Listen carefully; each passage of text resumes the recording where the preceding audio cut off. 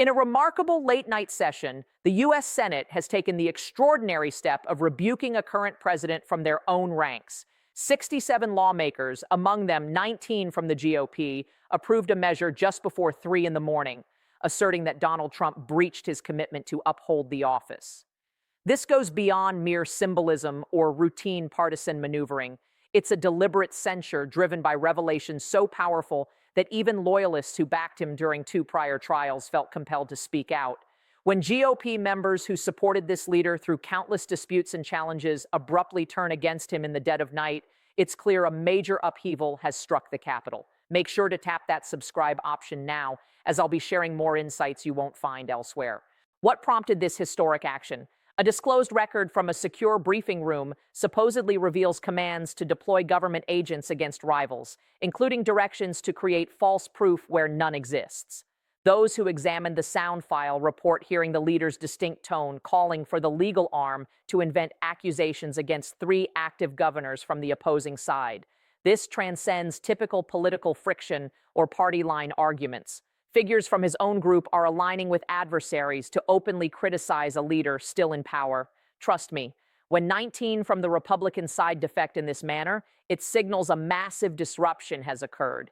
It's truly striking to see representatives from across the aisle come together against the executive in a fashion reminiscent of the Nixon era. Let me lay out the complete sequence of events. Strains between the executive branch and lawmakers have intensified over recent months, driven by directives that sidestepped congressional input, disputes with the judiciary, and ongoing friction regarding how the legal system is handled. The situation intensified on the 17th of January, when a longtime security expert shared a 47-minute sound clip with the Oversight Panel on Intelligence. Captured during a January 3rd gathering in a protected space, it purportedly details executive mandates to employ federal investigators against foes.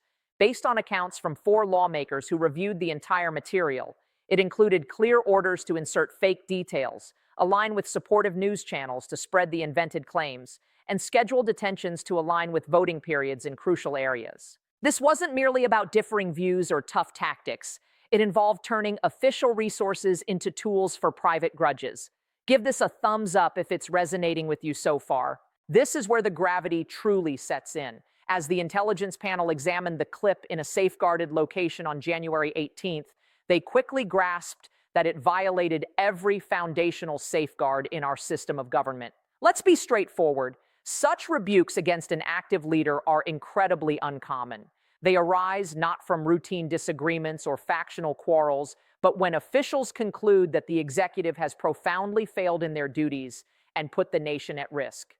The expert who released the clip, shielded by protections for those raising alarms, had apparently served in data collection for 17 years. Insiders say this person wrestled with the choice for almost 2 weeks before deciding that loyalty to the nation's framework trumped secrecy rules.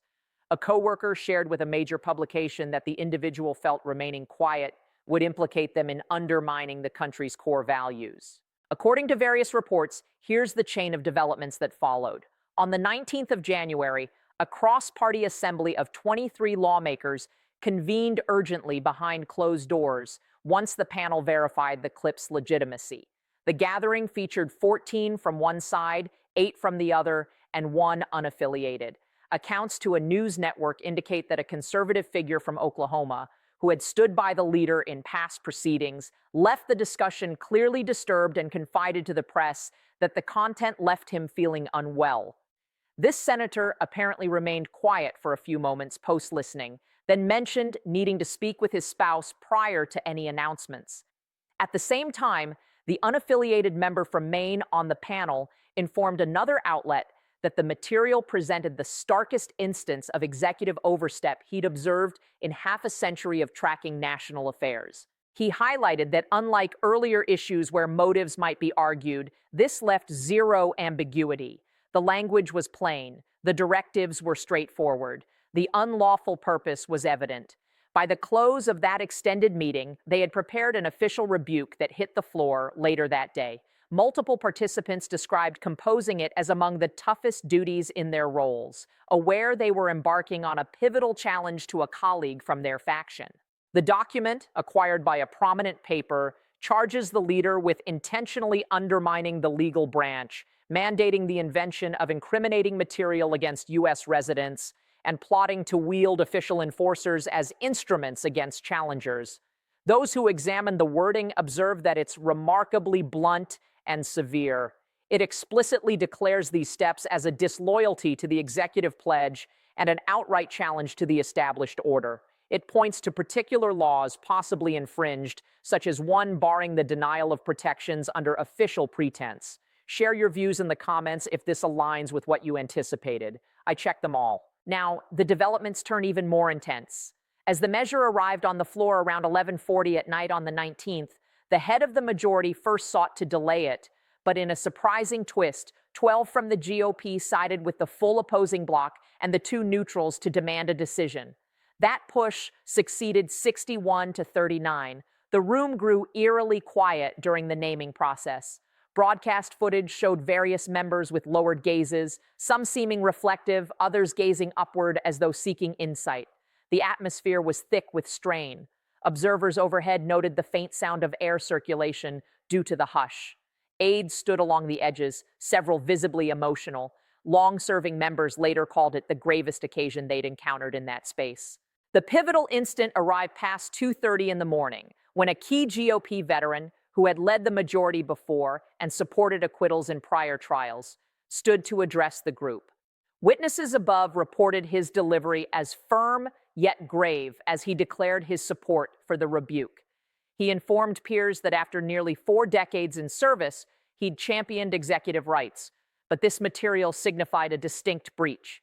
He clarified that instructing officials to concoct proof against adversaries isn't legitimate power.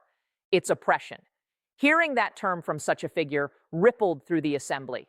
Some reacted with surprise. A colleague from Maine appeared to brush away emotion. When a major party influencer labels a fellow partisan's conduct that way, it marks a rare shift. Accusations of biased pursuits lose ground when the critics include defenders from every past storm.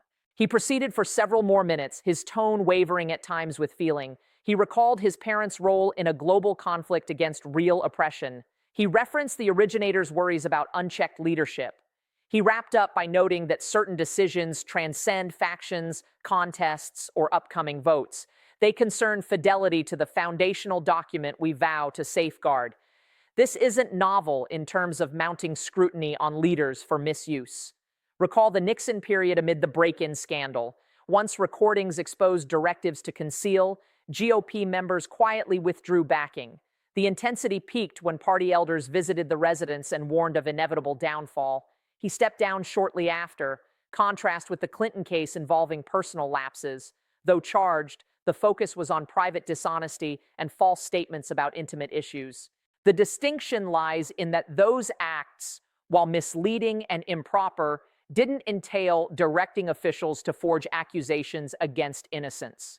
That involved concealing personal matters.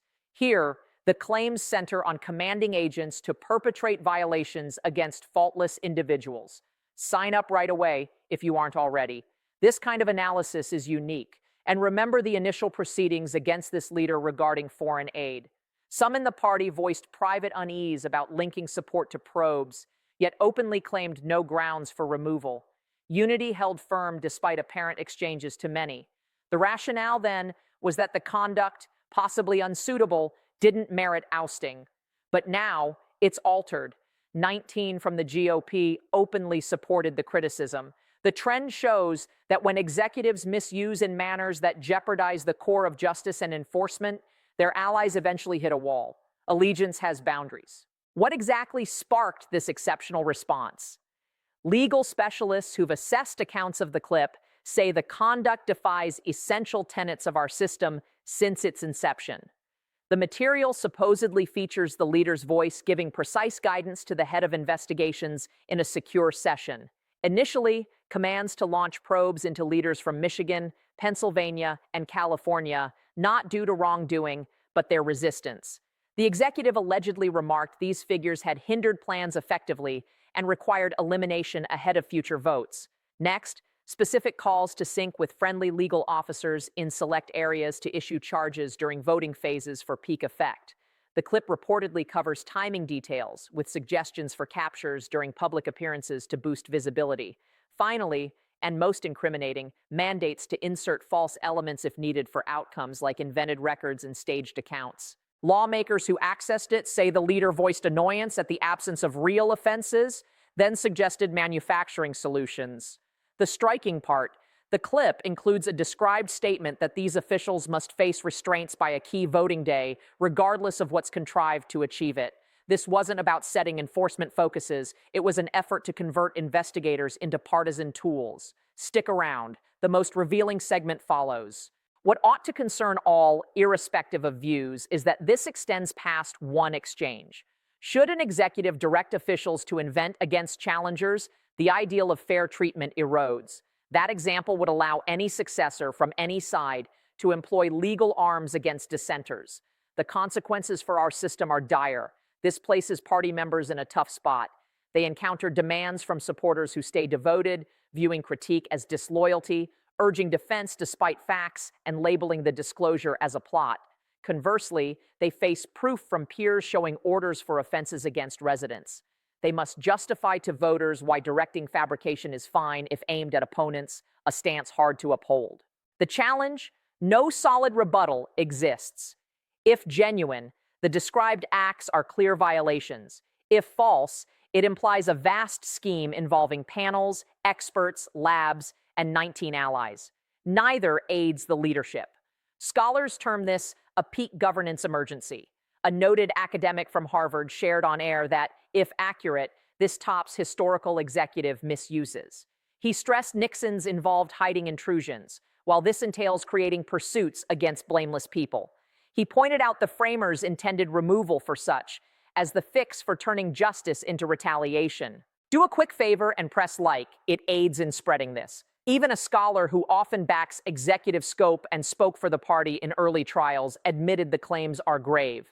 He stated directing invention equates to serious offenses like plotting against rights, blocking fairness, and influencing testimonies. He affirmed no protections apply, telling a network that authenticity would bar defense, aligning with peers' views. A past enforcer from another administration told media that genuineness shifts from removal to charges. Commanding fabrication isn't ambiguous. It's core oppression, clashing with enforcement ideals. He noted incarcerating others for milder acts in his experience. A prior high legal advisor from the opposite era went deeper, stating on broadcast that proof would justify not only ousting, but future trials. He dismissed immunity for such, calling it a twist of basics. Let's examine potential outcomes. Politically, the blow is swift and harsh. A cross-aisle rebuke from 67 with nearly 20 from the same side holds no legal punch but immense symbolic force. It hints to others that divergence is viable and perhaps essential for endurance. Previously, fear of challenges stifled voices. Now, key figures provide shield, possibly sparking more shifts. Legally, it's weighty. The lower chamber's legal panel plans urgent sessions from the 22nd. Experts suggest confirmation leads to charges, with the leader's voice as undeniable proof, unlike past reliant on debatable accounts. For the legal system, effects are deep. Professionals are reportedly distressed, with top figures resigning outright, declining to serve amid claims. The agents group voiced deep worries over bias. At last, broader effects harm structures. Every enforcer and official questions probe legitimacy. Surveys show high concern levels, risking operations. Beyond that, security branches face morale dips. Dedicated staff ponder if efforts will be misused. Hiring for key roles slows as prospects hesitate amid turmoil. State legal heads from both sides coordinate. A joint group affirmed law commitment, vowing resistance to weaponized enforcement. Some ready legal action if probes advance. Election effects are huge. Candidates face queries on backing such a leader. Quick polls indicate most swing voters see grounds for ousting, a risk for close races. Add your input below. I'd like to hear it. Yet past short-term shifts, this touches core governance rules. Executive oversight of enforcement is granted, but bounded. It requires evidence-based actions, not vendettas. Allowing fabrication ends fair law. We shift from republic to another form. This causes alarm among party guides. Accounts of overnight discussions show splits. Some urge unity and attack the release. Others demand addressing claims. The group divides live between base ties and duty to handle major misuse. Meanwhile, the residents fell quiet post-vote. No releases, no messages, no contacts. Media found no events, no talks. An insider anonymously described inner chaos, with staff packing, unsure of continuity. The quiet persisted hours. Global partners got silence. Markets dropped sharply, reflecting doubt. Leaders abroad voiced worry over U.S. steadiness. Tensions rose when the leader posted around 9:40 morning, labeling the vote betrayal by opponents, disloyal allies, and insiders. He alleged fakery by agencies with outside influence, warning defectors of challenges. He targeted the veteran, suggesting probes and consequences for betrayal. Hold on, the following will reshape your outlook. What's notable, the reply mirrored the clip's pattern: rage and assaults over substance. Threatening raisers of issues, not refuting, weakens the case. Specialists noted such could add charges for interference. This surpasses one issue. It's if executives can direct fabrication unchecked. No repercussions would alter our system, allowing targets on critics. Law applies only to the powerless. If this surprises, tap like now. In summary, 67 lawmakers, 19 from the GOP, rebuked for claimed orders to invent against rivals. The residents quieted. Experts discuss removal and charges. The reply threatens critics over evidence. This elevates beyond politics to accepting enforcement as tools against innocence for opposition. When a key GOP voice calls it oppression for a same-party leader, it's new ground. When 19 vote rebuke overnight, landscapes change. Unchecked, it precedents ending constitutional rule.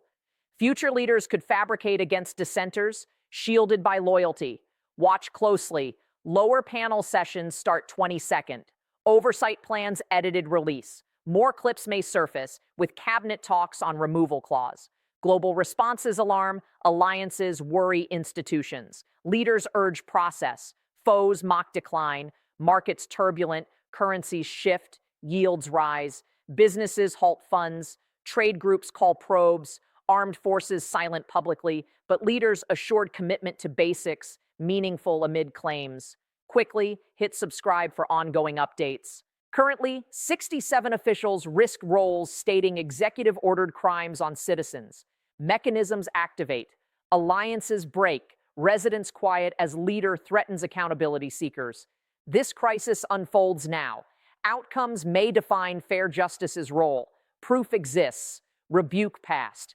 We observe if responsibility endures or we've passed a point of no recovery. The risks peak. Proof condemns. Crisis immediate.